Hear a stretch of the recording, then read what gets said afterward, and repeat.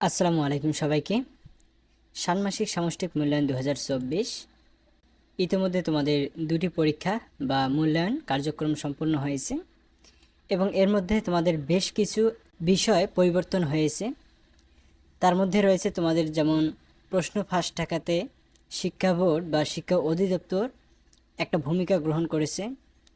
এরপর তোমাদের প্রশ্ন প্রকাশের যে সময় সেটি পরিবর্তন করেছে। তো এরকম বিভিন্ন বিষয় নিয়ে আজকের এই ভিডিওতে আলোচনা করব এবং তোমরা অনেকেই কমেন্টে প্রশ্ন করতেছো যে ভাইয়া প্রশ্ন সমাধান দিতে এত দেরি হয় কেন। তো এই সব কিছু বিষয় নিয়ে চলো আমরা আজকের এই তোমাদের সামষ্টিক মূল্যায়নের গুরুত্বপূর্ণ বিষয় সম্পর্কে জেনে নেই।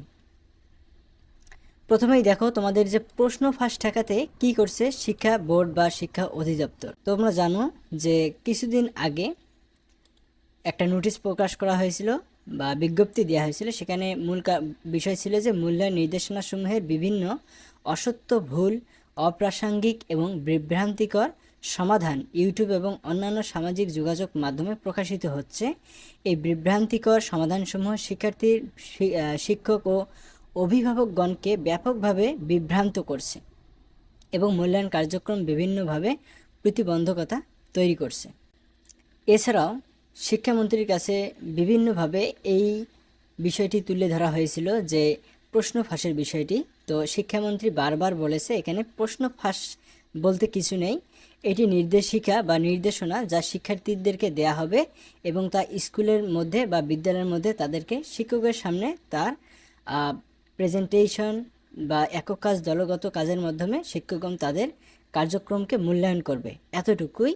কিন্তু যখন এই মূল্যায়ন বা নির্দেশিকা যখন অনলাইনে ছড়িয়ে পড়ছে, সেখানে বিভিন্ন মাধ্যমে এর সমাধান ভিডিও ছড়িয়ে পড়ছে যেগুলো অসত্য এবং অপ্রাসঙ্গিক, যেগুলো শিক্ষক এবং অভিভাবক সেই সাথে ছাত্রদেরকে বিভিন্নভাবে বিভ্রান্তির মধ্যে ফেলতেছে। তো এটি হচ্ছে বেসিক্যালি মূল একটি কারণ তোমাদের প্রশ্ন ফাঁস ঠেকাতে। তোমাদের শিক্ষা যে অধিদপ্তর রয়েছে তো এই কাজটি করেছে এবং তোমাদের আরও একটি কাজ করেছে। তোমরা যে গত পরীক্ষাটি দিয়েছো সেখানে তোমাদের প্রশ্নপত্রে কিন্তু একটি EIN নাম্বার এবং তোমাদের স্কুলের নাম তোমাদের প্রশ্নপত্রে উল্লেখ ছিল। তো দেখো যখন তোমাদের প্রশ্নটা অনলাইনে ছড়িয়ে পড়বে সেখানে যদি ওই EIN নাম্বার এবং সেই বিদ্যালয়ের নাম তারা চিহ্নিত করতে পারে তাহলে তারা সহজেই বুঝতে পারবে যে আসলে কোন বিদ্যালয়ের প্রধান শিক্ষকের কাছ হতে এই প্রশ্নটি তারা লিক করেছে বা চুরি করেছে। তো এটি হচ্ছে তোমাদের শিক্ষা অধিদপ্তরের একটি নতুন পদক্ষেপ। আশা করি তোমরা এই পদক্ষেপটি বুঝতে পেরেছো। এরপর আসো তোমাদের প্রশ্নপত্র প্রকাশের সময় পরিবর্তন কেন। দেখো তোমরা গত যে পরীক্ষাটা দিলে এই পরীক্ষার তোমাদের মূল্যায়নের নির্দেশিকা প্রদানের সময় ছিল দুপুর 2টা, কিন্তু তোমাদের সেই 2টার সময় না দিয়ে সেই মূল্যায়ন দেওয়া হয়েছিল সন্ধ্যা 7টার সময়। এটির কারণ হচ্ছে যত কম সময়ের পরীক্ষার মধ্যে কম সময়ের মধ্যে প্রশ্নপত্র শিক্ষকদের কাছে প্রেরণ করা হবে তত এই বিভিন্ন সমাধান ঠেকাতে এটি ভূমিকা রাখবে। এটি কী রকম তোমাদেরকে আমি একটু বুঝাই।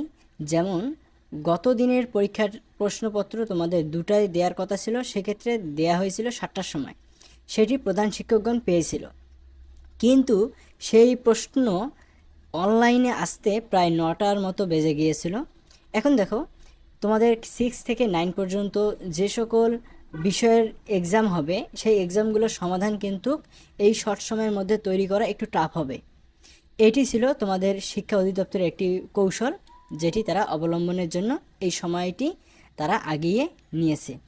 এরপর আসো তোমরা যে প্রশ্ন করে থাকো বিভিন্নভাবে, এই প্রশ্নটা আমি তোমাদের কাছ থেকে পাচ্ছি যে ভাইয়া তোমাদের আপনার সমাধান দিতে দেরি হয় কেন।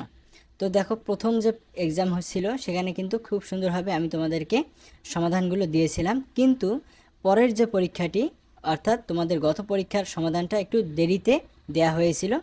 এর কারণ সেটি যে তোমাদের প্রশ্নপত্রটা আসলে অনেক দেরিতে আমরা পেয়েছি, সেই প্রশ্নপত্র নিয়ে সেটি পড়ে এবং সেই অনুযায়ী তোমাদের বই পুস্তকগুলো সেই বই পুস্তক থেকে তথ্য উপাত্ত সংগ্রহ করে এবং বিভিন্নভাবে তোমাদের এই সমস্যার সমাধানগুলো আমরা তৈরি করেছিলাম।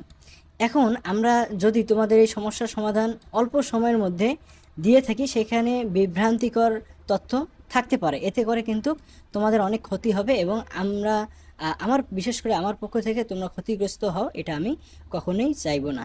তো এর কারণেই আমি সারা রাত জেগে তোমাদের এই প্রশ্ন এবং সমাধানগুলো যাচাই বাছাই করে এর সমাধানপত্র তৈরি করে এর অ্যান্সার শিট হিসেবে তোমাদের যে ভিডিও দিয়েছিলাম ইউটিউবে, তো তোমরা সেগুলো পেয়েছো। তো এটি হচ্ছে তোমাদের সেই বিষয়, আশা করি বুঝতে পেরেছো। তোমরা আরও প্রশ্ন করতে পারো বা প্রশ্ন করো যে ভাইয়া এই যে পদক্ষেপগুলো নিচ্ছে, আগামী পরীক্ষাতে কি আদৌ কি প্রশ্নপত্র ঠেকানো সম্ভব হবে কি না, আমরা কি প্রশ্নপত্র পরীক্ষার আগে পাবো কি পাবো না, এই ধরনের প্রশ্ন। তোমাদের একটু আশ্বস্ত করতে চাই, এটি হচ্ছে তোমাদের নির্দেশনামূলক কাজ। এই নির্দেশনা অনুযায়ী তোমাদের বিভিন্ন কাজ করতে হয়, একক কাজ, দলগত কাজ এবং বিভিন্ন প্রশ্ন উত্তর লিখতে হয়। এটি কিন্তু তোমাদের শিক্ষকগণ তোমাদের সামনে থেকে এটি পর্যবেক্ষণ করবেন। তোমাদের যে গত বছর ষান্মাসিক এবং সামষ্টিক মূল্যায়ন করেছো, অংশগ্রহণ করেছো, সেখানে তোমাদের প্রায় 2 সপ্তাহ আগে এই মূল্যায়নের নির্দেশিকা তাদের ওয়েবসাইটে প্রকাশ করেছিল।